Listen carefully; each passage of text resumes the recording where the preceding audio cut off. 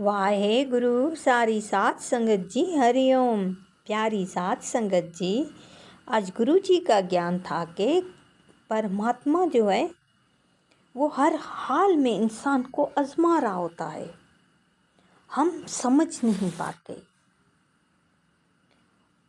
परमात्मा माल दे के भी आजमाता है, माल ले के भी आजमाता है। नेमतें इज्जत दे के भी आजमाता है, फिर ले के भी आजमाता है। जिन जिन के पास बहुत ज़्यादा धन होता है, बहुत ज़्यादा इज्जत होती है, धन आ रहा होता है, इज्जत मिल रही होती है, तो वो बंदा यही समझता है कि परमात्मा की सबसे बड़ी कृपा है मुझ पे, सबसे बड़ी कृपा मुझ पे है।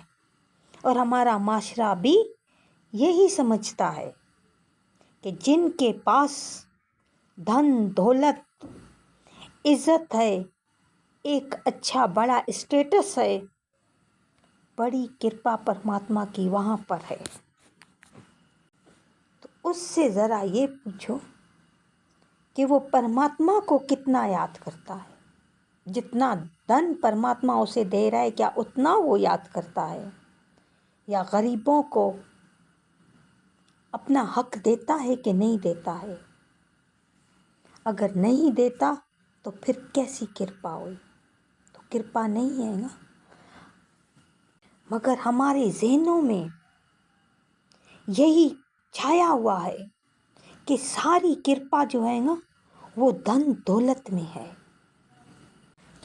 अगर धन में सब कुछ होता तो हमारे पीर पैगंबर ऋषि मुनि इतने बड़े बड़े अवस्था वाले संत आए हैं, क्या वो इस तरह खाली हाथ फकीरी की ज़िंदगी जी कर चले जाते। धन में कुछ भी नहीं है।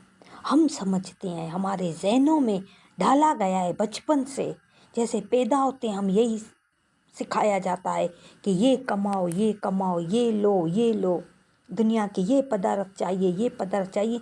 ये हमारे ज़हन कबूल करते हैं कि हर चीज़ इस दुनिया में धन दौलत इज्जत है। धन कमाना कोई गलत नहीं है, धन कमाओ, जैसे धन आ रहा है बस परमात्मा का शुक्र अदा करते जाओ, उसमें अहंकार ना आने दो। जैसे भी धन आ रहा है तो तुम्हारे दिल में अहंकार ना आ जाए, ऐसे ना धन की वैल्यू ज़्यादा हो जाए, धन की मोहब्बत ज़्यादा हो जाए और परमात्मा की मोहब्बत कम हो जाए, ऐसा ना हो। हम गरीबी में तो पूरे उतरते हैं, हम जब गरीब होते हैं ना परमात्मा की आजमाइश में पूरे उतरते हैं मुकम्मल। जब माल की आजमाइश आती है ना, जब धन की आजमाइश आती है तो वहाँ पर हम फेल हो जाते हैं। अब ये धन की मोहब्बत हमारे मन में है, हमारे ज़हनों में है कि नहीं है, ये अब पता कैसे चले। इसके सिर्फ दो तरीके हैं पता चलने के, इसके दो तरीके हैं।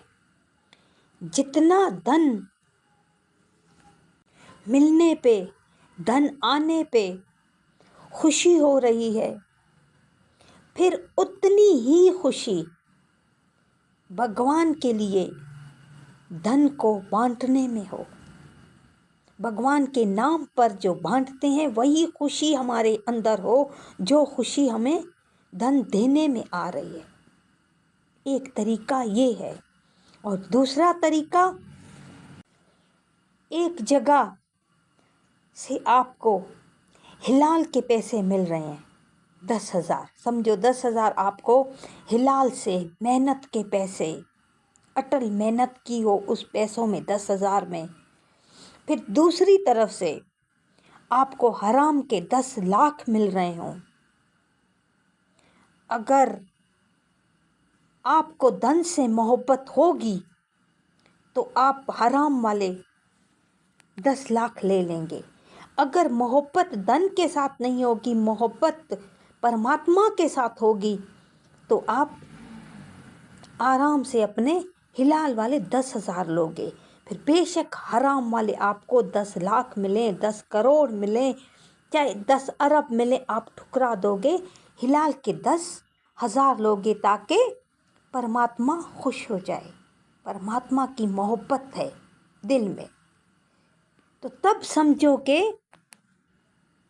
धन मेरे दिल में नहीं है, धन की वैल्यू मेरे मन में कम है, परमात्मा की वैल्यू मेरे अंदर ज़्यादा है। ये 2 तरीके हैं अपने आप को समझने के लिए, कि समझें कि हम कहाँ ठहरे हैं।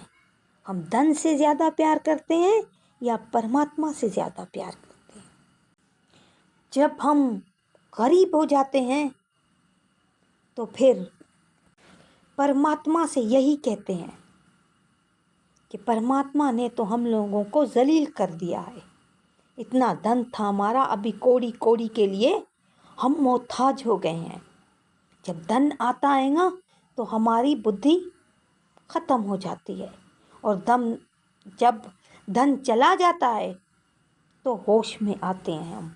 फिर हमारी शिकायतें शुरू हो जाती हैं कि हम जलील हो गए। ऐसे समझो जैसे मीठा मीठा, हप हप, कड़वा कड़वा, थू थू। मीठा आया तो हज़म हो रहा था, अच्छा खासा खा रहे थे। अब कड़वा आया तो फिर थू थू कर रहे हैं। जिसने धन दिया फिर उसने लिया भी। धन दे के भी आजमाता है, फिर धन लेके भी आजमाता है।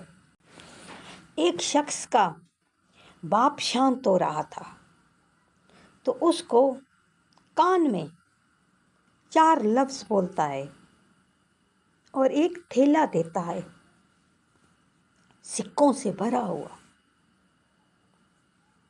तो कहते हैं कि ये थैला जैसे खाली हो जाए तो ये 4 शब्द पढ़ लेना, आपको वापस ये धन मिल जाएगा, ये थैला फिर भर जाएगा। अब ये इसी तरह